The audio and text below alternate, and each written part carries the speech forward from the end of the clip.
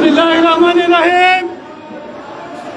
বাংলাদেশ চতুর্থ শ্রেণী সরকারি কর্মচারী সমিতি কেন্দ্রীয় কমিটির পক্ষ থেকে সরকারি চাকরিবিধি 2025 এর সংশোধনী করে যে অবৈধ কালো আইন জারি করা হয়েছে, সে কালো আইন সহ সরকারি কর্মচারীদের 5 দফা দাবি পূরণের প্রতিবাদে আজকের এই মানববন্ধনে উপস্থিত বাংলাদেশ সরকারি কর্মচারী সমন্বয় পরিষদের সংগ্রামী মহাসচিব জনাব বদরুল আলম সবুজ, উপস্থিত বাংলাদেশ সচিবালয় কর্মকর্তা কর্মচারী সংযুক্ত পরিষদের সংগ্রামী মহাসচিব মুজাহিদুল ইসলাম সেলিম সহ সচিবালয়ের সংযুক্ত পরিষদের নেতৃবৃন্দ এবং বাংলাদেশ চতুর্থ সরকারি কর্মচারী সমিতির কেন্দ্রীয় নেতৃবৃন্দ, বাংলাদেশ সরকারি কর্মচারী সমন্বয় পরিষদের কেন্দ্রীয় নেতৃবৃন্দ সহ মানববন্ধনে উপস্থিত ঢাকা শহরের সমস্ত দপ্তর অধিদপ্তরের নেতৃবৃন্দ, কর্মচারীবৃন্দ, সবাইকে আসসালামু আলাইকুম। সংগ্রামী সাথী ও বন্ধুগণ, আমরা সরকারি কর্মচারীরা বিগত 15 বছর যাবৎ রাজপথে আমাদের 5 দফা নিয়ে আন্দোলন করে আসছি, কিন্তু বিগত ব্রিটিশ সরকারের আমলে আমাদের এই 5 দফাকে পাশ কাটিয়ে তারা আমাদেরকে কোনো দাবি দাওয়ায় পূরণ করেনি। সরকারি কর্মচারীরা এতটাই বৈষম্যের শিকার, বিশেষ করে আমরা যারা নিম্ন আয়ের কর্মচারী 17 থেকে 20 গ্রেডের মধ্যে আমরা যারা আছি, তারা সবচেয়ে বেশি ভোগান্তিতে আছি, সবচেয়ে বৈষম্যের শিকারে আছি।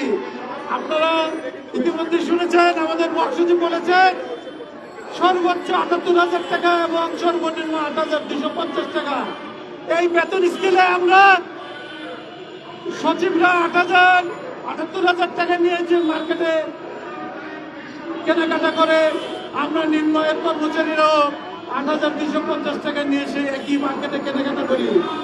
তাহলে আমরা কিভাবে আমরা চলবো? এই বৈষম্য থেকে আমরা মুক্তি পাওয়ার জন্য বড় আশা করেছিলাম 5ই আগস্টের ছাত্র জনতার বিপ্লবে আমাদের সরকারি কর্মকর্তা কর্মচারীরা এই বিপ্লবের অংশগ্রহণকারী। আমরা মনে করেছিলাম এই বিপ্লবের মাধ্যমে আমাদের সরকারি কর্মচারীদের মাঝে স্বস্তির নিঃশ্বাস ফেলবো, আমরা বৈষম্য থেকে মুক্তি পাবো। কিন্তু একটি কুচক্রী মহল, একটি আমলাতান্ত্রিক মহল আমাদের মাঝে নতুন করে আরেকটি আইন অধ্যাদেশ জারি করে সরকারি কর্মচারীদের নাবিশ্বাস করে তুলেছেন। সরকারি প্রতিষ্ঠানগুলোতে বিদ্রোহের দেখা দিয়েছে। এই কয়েকজন আমরা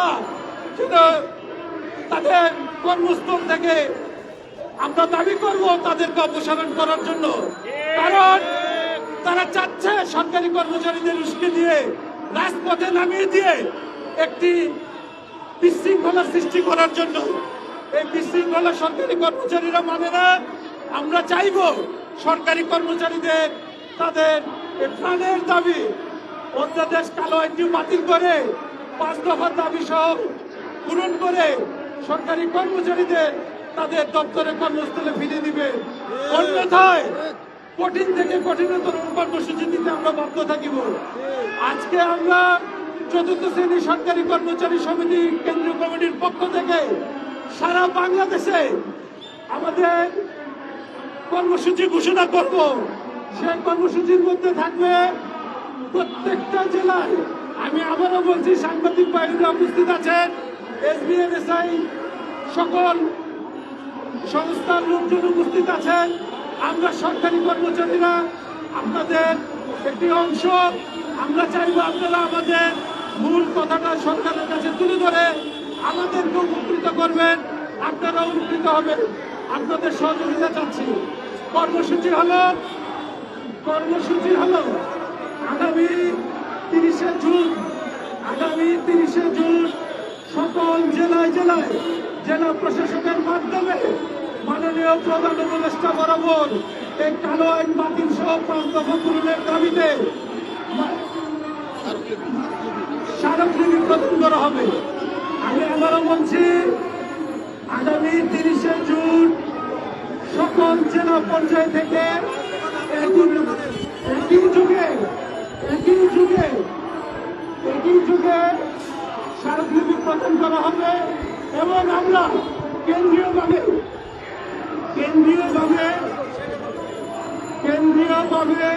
30শে জুন মাননীয় প্রধান উপদেষ্টা বরাবর কেন্দ্রীয়ভাবে আমরা স্মারকলিপি পেশ করব। আমি এখন আমাদের এই কালো অংশ 5 দফার যে দাবি, আমাদের এই 5টি দফা আপনাদের সামনে উপস্থাপন করছি। আপনাদের ভূমিকার লিখনের মাধ্যমে এবং ইলেকট্রনিক মিডিয়ার প্রচারের মাধ্যমে আমাদেরকে সহযোগিতা করবেন। আমরা কোনো অন্যায্য দাবি করছি না, আমরা আমাদের ন্যায্য অধিকারের ন্যায্য দাবি করছি। আমাদের দাবিগুলোর মধ্যে 1 নম্বর দাবি হলো সম্প্রতি চালিত কালো আইন। এই কালো আইনটি গণপ্রজাতন্ত্রী বাংলাদেশ সরকারের কর্মচারীদের মানবতা বিরোধী আইন মনে করি। আমরা মনে করি এই নির্মাণ কর্মচারীদের দাবি রাখার জন্য এই আইনটি পাশ করা হয়েছে এবং প্রশাসনের বিশৃঙ্খলা সৃষ্টির জন্য এই আইনটি করা হয়েছে। আমরা অনতিবিলম্বে এই আইনটি বাতিল চাই। 2 নম্বর হলো নবম জাতীয় পে কমিশনের জন্য আমরা বিগত 10 বছর যাবৎ আন্দোলন করে আসছি। 15 সালের পরে 2015 পরে আমাদের সরকারি কর্মচারীদের কোনো পে স্কেল দেয় নাই, পে কমিশন গঠন হয় নাই। 10 বছর আমরা বিতাড়িত। এই দাবি নবম বেতন কমিশন গঠন করে 1:5 এর বেতন স্কেল সর্বনিম্ন 25,200 টাকা এবং 10 ধাপে বেতন স্কেল নির্ধারণ করতে হবে এবং এই পে কমিশন গঠনের আগে অন্তর্বর্তীকালীন সময়ের জন্য 50% মহার্ঘ ভাতা আমরা আগেও দাবি করে আসছি, এখনো আজকে সভা থেকে দাবি করছি। 3 নম্বর আউটসোর্সিং নিয়োগ কথা বাতিল।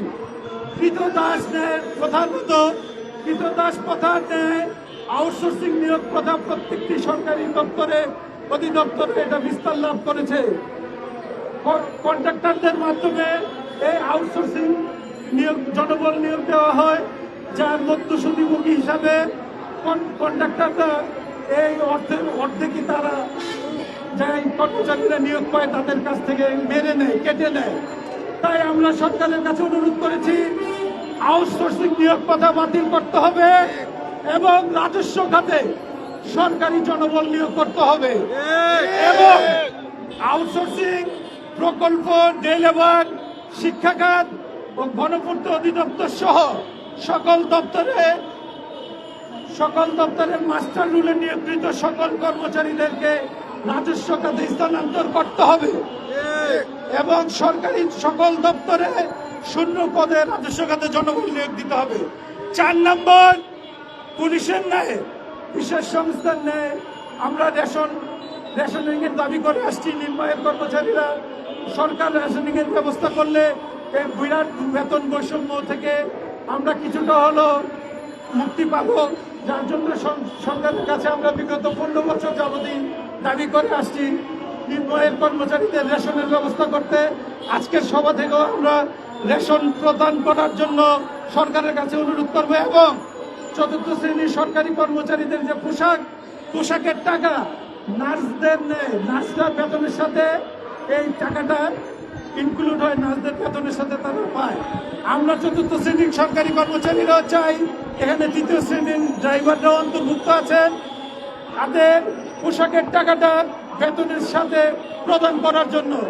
অন্যথায় দেখা যায় এই নির্মাণের কর্মচারীরা পোশাকের টাকাটা থেকেও বঞ্চিত হয়, যেহেতু এটা টেন্ডারের মাধ্যমে কন্ট্রাক্টরদের মাধ্যমে প্রদান করা হয়, তারা দেখা যায় অর্ধেক টাকাই তাদের ইয়াতে চলে যায় পকেটে। তাই আমরা দাবি করছি পোশাকের টাকা বেতনের সাথে প্রদান করার জন্য। এবং 5 নম্বর দাবি হলো বাংলাদেশ 4র্থ শ্রেণী সরকারি কর্মচারী সমিতির কেন্দ্রীয় কার্যালয় 448-এর মগবাজারের অফিস ভবনের ক্ষতিপূরণের টাকা বর্তমান কমিটির কাছে হস্তান্তর করতে হবে এবং তাদের সমিতির অফিস নির্মাণ করার জন্য জমি প্রদান করার জন্য সরকারের কাছে জোর দাবি জানাচ্ছি। প্রিয় সংগ্রামী সাথী বন্ধুগণ, আমাদের আজকের 5 দফা এবং আমাদের যে কর্মসূচি আজকে এই সভা থেকে